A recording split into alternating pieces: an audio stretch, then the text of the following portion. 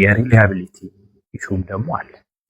የሪላያቢሊቲ ኢሹ ማለት ውጤቶች እዚህ ማሰረታቸው አንድ አይነት ውጤት ሌላ ቦታ ደግሞ ስታሰራቸው የተለየ፣ ከዛ ሌላ ቦታ ደግሞ ስታሰራቸው የተለየ፣ በአንድ ቀን ውስጥ 3 የሆነ አይነት ቫሪዬሽን የሚያሳዩ ከሆነ ዝም ብሎ ውጤት ጀነሬት ተደርጎ ስለወጣ ትክክል ነው ማለት አይደለም። አዲስ አበባ ውስጥ ብዙ ጤና ተቋም አለ።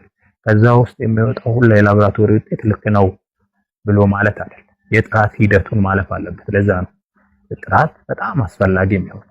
የጥራት ክትትል ለምሳሌ ጥራት በምን ይለካል? የማን ነው ትክክል? አንድ ቦታ ላይ 3 ቦታ ላይ አሰርተ የተለያየ ሪዛልት ውጤት ቢኖረው የማን ነው ትክክል ብለህ ለመወሰን የሚረዳ ስታንዳርድ ምንድነው? የጥራት እንትኖችን ተሳትፋሉ። ባለፈው እንዳልኩ አክሬዲቴሽን ላይ ተቋሙ አክሬዲት አስደርጓል ወይ ቴስቶችን። አክሬዲቴሽን ማለት ጊቪንግ ፎርማል ሪኮግኒሽን ፎር ስፔሲፊክ ቴስት ማለት ነው። ዓለም አቀፍ ስታንዳርዶች አሉ ለላቦራቶሪ ብቻ የተሰጡ። ስለዚህ በዛ መሰረት የጥራት ስታንዳርዶችን ተግብረዋል ወይ ተቋሙ የሚለው ታጣራል።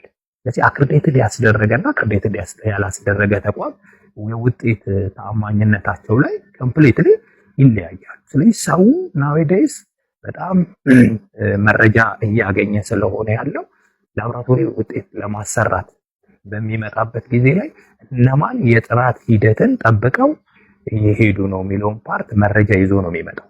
ከዚህ በኋላ አክሬዲት ስትሆን የኢትዮጵያን አክሬዲቴሽን ሰርቪስ ሎጎ ከአይላክ ሎጎ ጋር አብሮ ኢንተርናሽናል ላቦራቶሪ ኮርፖሬሽን አክሬዲቴሽን ኮርፖሬሽን ሎጎ ጋር አብሮ ይሰጣል ኢትዮጵያን አክሬዲቴሽን ፖሊሲ። ስለዚህ ያቺ ሎጎ አብራ ትገባለች አክሬዲት መሆንከበት ስፔሲፊክ ቴስት ማለት ነው።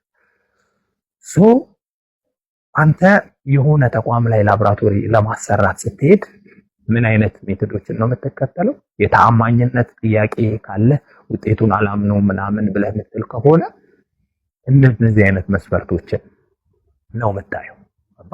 የጥራት ስታንዳርዶችን ጠብቆ የሚሰራ ተቋም የትኛው ነው? ምን አይነት ሰርተፍኬት አለው? ምን አይነት ነገር ውስጥ ይሳተፋል የሚለውን መጀመሪያ መረጃ ይዘህ ነው የምትሄደው ማለት ነው።